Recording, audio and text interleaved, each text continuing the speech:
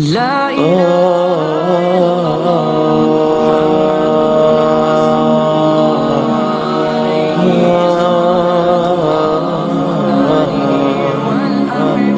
لڑکا لڑکی میں کچھ کمزوری ہو تو خاندان کی وجہ سے بھی کام چل جاتا ہے. لڑکی دیکھنے میں ذرا کم ہے, لڑکا کماؤ کم ہے, خاندان پیسہ والا ہے, مہاجن صاحب ہے, دولت مند ہے, تو لوگ سمجھتا چلو خاندان اچھا ہے. یہ ناکارہ نیتا, میں بتاتا ہوں آپ کو, ایک نوجوان ہماری بستی کا داڑھی بڑھا لے, حضرت مولانا غلام ربانی صاحب کی طرح لگے دیکھنے میں, ٹوپی بھی بڑھا لے, اور جا کر ممبر میں کھڑا ہو جائے اور خطبہ نہیں پڑھ سکے تو کیا کیجئے گا؟ اس کو امام مانیے گا کہ گریبان پڑھ کے نیچے اتاریے گا؟ کاگرے کمبخت, تجھے خطبہ نہیں پڑھنا آتا ہے تو مولانا غلام ربانی صاحب خطبہ وہ پڑھائے گا کہ تم پڑھو گے؟ گجوا, یہ ممبر خطبہ پڑھنے والوں کے لیے, کسی گجوا کے لیے نہیں ہے. کیجئے گا کہ نہیں کیجئے گا؟ تو جو خطبہ نہیں پڑھ سکے وہ امام نہیں بن سکتا ہے, جو اسمبلی میں قوم کی آواز نہیں اٹھا سکے وہ ایم ایل اے بننے کا بھی حقدار نہیں ہوتا ہے. میرے بھائیوں, یہ تو ہے امیدوار کی خوبیاں. اس پارٹی کی خوبیاں بھی آپ کو معلوم ہے کہ اس آزاد ہندوستان میں انگریزوں کی وہ ناپاک سنت کہ لڑو اور راج کرو کو کس نے قائم کیا؟ ملک آزاد غلام ہوا تھا انگریزوں کی ہندو مسلم توڑ کے فلسفے کی وجہ سے. ملک آزاد ہوا ہندو مسلم اتحاد کی وجہ سے. جب ملک آزاد ہوا تو دیسی انگریزوں نے یہ سمجھا راج کرنا ہے تو توڑنا پڑے گا, اور سب سے پہلے ہماری مقدس ترین مسجد, میرے خدا کا گھر, میرا گھر نہیں میرے خدا کا گھر, بابری مسجد میں سب سے پہلے مورتی سن 1949 میں کب بیٹھی؟ جب کانگریس کی حکومت تھی. 50 میں تالا لگا, کانگریس کی حکومت تھی.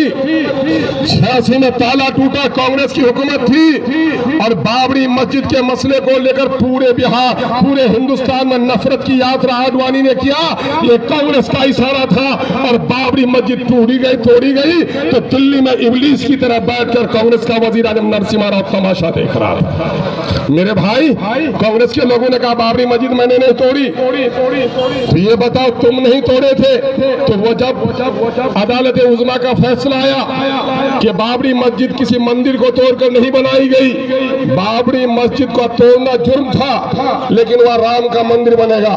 ٹھیک ہے, وہ فیصلہ ہمارے لوگوں نے چیلنج کیا ہے, لیکن معاملہ یہ ہے کہ بی جے پی کا لوگ ناچتا, لیکن میرے بھائیوں اخبار کے اوراق شاہد ہے, ٹی وی کا اسکرین شاہد ہے کہ جتنا بی جے پی کا لوگ ناچ رہا تھا اس سے زیادہ کانگریس کا نیتا ناچ رہا تھا. کیا کہا سونیا گاندھی نے؟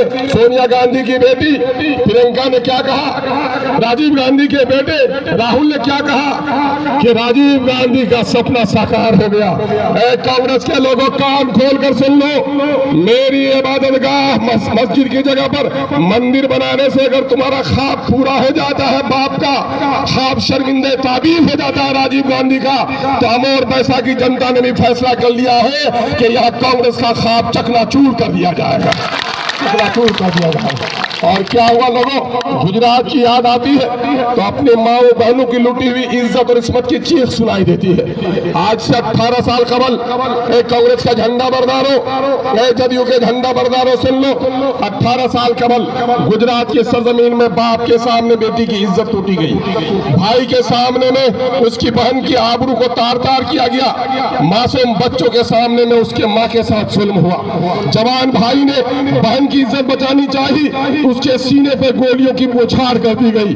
باپ نے اپنی بیٹی کی عزت بچانی چاہی تو باپ کے گردن پر شمشیر چلا دی گئی. معصوم بچہ ماں کی یہ حالت دیکھا تو بچے کو اٹھا کر ماں کے دودھ پیتے بچوں کو چھین چھین کر آگ میں پھینکا گیا. یاد ہے لوگوں, حاملہ عورت کے پیٹ کو چاک کر کے گجرات کے گنڈوں نے ہماری ماں بہنوں کو اور انسانیت کو ذلیل کیا. وہ صرف مسلمان نہیں تھے, بھارت کی بیٹا بیٹیاں تھی, اور بھارت کے بیٹے بیٹیوں کو جو جرا عزت ٹوٹے اس گنڈے جماعت کو کوئی بھی ووٹ نہیں دے سکتا ہے. میرے بھائیوں, آپ کو یاد ہے, یقیناً ہے گجرات کے ان گنڈوں کو ہم معاف نہیں کر سکتے, لیکن گجرات کے ان گنڈوں سے پہلے اسی کانگریس کے زمانے میں مراد آباد میں ہماری عیدگاہ پر گولی چلائی گئی. سن 1987 میں ہنڈن ندی کے کنارے ہاسم پورا کو میرٹھ کو جلایا گیا.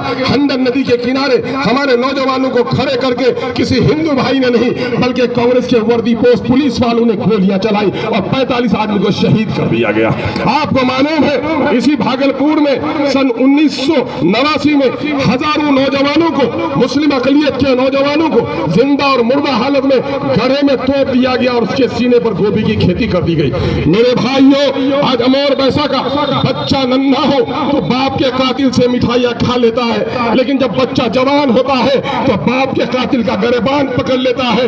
अमर बैसा की जनता, कांग्रेस के गुंडागिर्दी की सियासत करने वालों को सुन लो, अमर बैसा की जनता आज बेदार हो चुकी है। उन तमाम तर जालिम हरकतों का कांग्रेस से हिसाब लेने के लिए तैयार है। मेरे खून का बदला लोगे। आज भी कोई कहते हो रिश्ते के नाम पर, नाते के नाम पर, बिरादरी के नाम पर, आज मजलिस इत्तेहादुल मुस्लिमीन मजलूमों के इत्तेहाद का नाम है। बिरादरी के इस तनफुल ने, बिरादरी के सड़े हुए लाश ने हमें बर्बाद किया है और हम बर्बाद होने नहीं देंगे। हम कुल्हिया और सुरजापुरी में बंटने नहीं देंगे, हम हिंदू और मुसलमानों में बंटने नहीं देंगे, हम अगले पिछले में बंटने नहीं देंगे। सीमांचल एक कश्ती है, हम कश्ती के मुसाफिर हैं, सब मिलकर इस कश्ती को बचाएंगे। जो बिरादरी की बात कहकर इस कश्ती को छेद करेगा, ऐसे नापाक लोगों को और ऐसे नापाक इरादों को अपने जूते के अंदर दफनाने की कोशिश करेंगे। ये फैसला अमर बैसा की जनता ने कर लिया है। आज मेरे भाइयों, मुल्क में एनआरसी का कानून किसने लाया? सबसे पहले आसाम में यही कांग्रेस पार्टी लेकर आई और तलाक का कानून आप सबों ने वोट दिया था और अख्तरुल ईमान ने कांग्रेस को कान खोलकर सुन लो। कितने बड़े कांग्रेसी हो तुमने वोट दिया होगा, लेकिन अख्तरुल ईमान ने वजारत की कुर्सी को लात मार दी, अपनी उम्मीदवारी को लात मार दी और मौलाना असहर साहब को जिताने का काम किया। और जब हमारे कुरान पर पाबंदी लगी तलाक की आयत पर, उस वक्त हमारा आलिम दीन मेंबर पार्लियामेंट हमारे मौलाना असराउल हक कासमी साहब ने आलिमाना जिम्मेदारी को अदा करते हुए इसकी दिफा करना चाहिए। इस कांग्रेस पार्टी ने हमारे आलिम दीन को बोलने नहीं दिया। ये कोई नहीं कहता, ये मौलाना मरहूम का बयान आज भी तुम्हारे मोबाइलों में नौजवानों मौजूद है, अपने बूढ़े बाप और दादा को दिखा दो।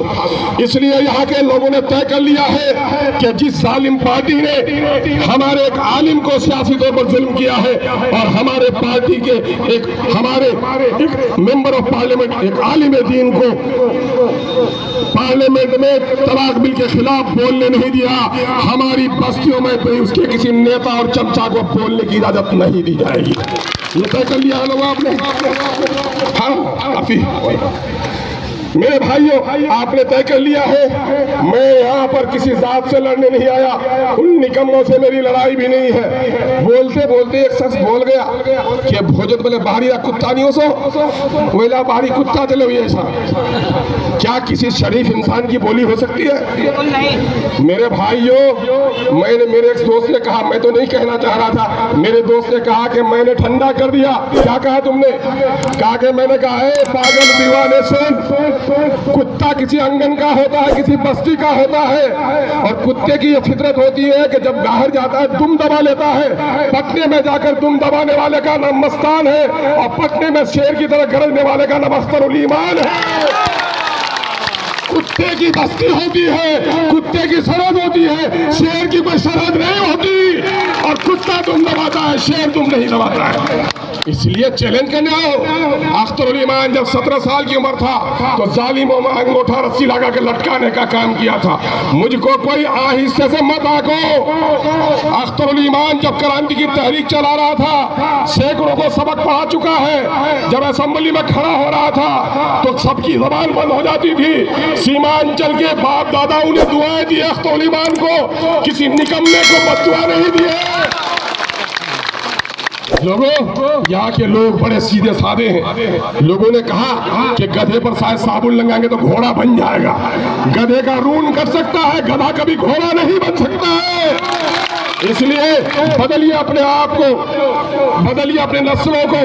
और इस वक्त ये वोट नहीं है, ये तलवार है। आपके बेटी की आबरू की हिफाजत, अपने बहनों की आबरू की हिफाजत, इस मुल्क के संविधान की हिफाजत, इस मुल्क के सरहद की हिफाजत के लिए वो तलवार अगर आपने किसी सिपाही को दिया तो वो सिपाही आपके गर्दनों की हिफाजत करेगा, घर की बीवी बच्चों की बेटियों की आबरू की हिफाजत करेगा, मुल्क के सरहदों की और मुल्क के आईन की हिफाजत करेगा, आपके शरीयत की हिफाजत करेगा। किसी निकम्मे को दिया तो तलवार बेकार जाएगी और जालिमों को दिया तो अपनी गर्दन कटवाने का फैसला किया जाएगा। देखो मेरे भाई, ताली पीटते हो तो नेता की तारीफ करते हो ना, ताली से तारीफ होती है, नारों से तारीफ होती है, तो वोट से भी तारीफ होती है। जो कांग्रेस हमारे इबादत खाने पर दीवार बनाए मंदिर के लिए, क्या उसकी तारीफ करोगे कोई? वो बीजेपी और जदयू जिसने एनआरसी का कानून बनाकर हमारी गर्दनों पर तलवार चलाने का फैसला किया, उसकी तारीफ करोगे कोई? जब जिसने हजारों मासूम बीमारों को, जिनके घरों तक आज वो नहीं जा सका, गाड़ियां नहीं जा सकी, एम्बुलेंस नहीं जा सका, तड़पती हुई कितनी बहनें और बेटियां दम तोड़ गई हैं। सिर्फ वही गर्दन पर तलवार चलाए वही कातिल नहीं है। एक डॉक्टर के यहाँ वक्त पर पेशेंट पहुंचे, दवा न मिले, वो डॉक्टर भी कातिल है। एक ड्राइवर वक्त पर किसी पेशेंट को नहीं पहुंचाए हॉस्पिटल, वो भी कातिल है कि नहीं है? सड़क पर कोई अड्डाबाजी करके सामियाना लगा दे, गांव का बीमार वक्त पर हॉस्पिटल नहीं पहुंचा सके, वो भी कातिल है कि नहीं है? वो नुमाइंदा भी कातिल है जो भेड़ मारा की सड़क नहीं बना सका, और भेड़ मारा की न जाने सैकड़ों बेटियां और सैकड़ों बीमार हमारे गार्जियन जो सिसक कर दम तोड़ गए हैं, डॉक्टर का हॉस्पिटल का रूप नहीं देख पाए हैं, वो नुमाइंदा भी उसका कातिल है। उस कातिल से हिसाब लेना हमारी अव्वलीन जिम्मेदारी है। इस वक्त मुल्क में शरीयत को तोड़ने की कोशिश की जा रही है, हिंदू मुस्लिम गंगा जमनी तहजीब को तोड़ने की कोशिश की जा रही है।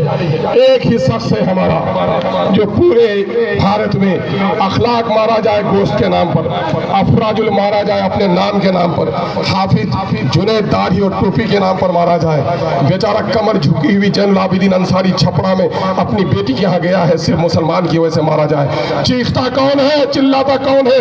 वही एक अवैसी है। इसलिए हमारे वोट का हकदार कौन है? आप सब कहते हैं अवैसी हमारा लीडर है। अगर अवैसी हमारा लीडर है तो एक मर्तबा आवाज लगा दीजिए, पतंग छाप जिंदाबाद। मौलाना ने कहा एमआईएम के लोग मर्दानावार होते हैं, है ना? अब जाग चुके हैं दीवाने, दुनिया को जगा के दम लेंगे। जीना है तो इज्जत से जी लेंगे, वरना जामे शहादत पी लेंगे। बोलो इनकलाब जिंदाबाद, पतंग छाप जिंदाबाद।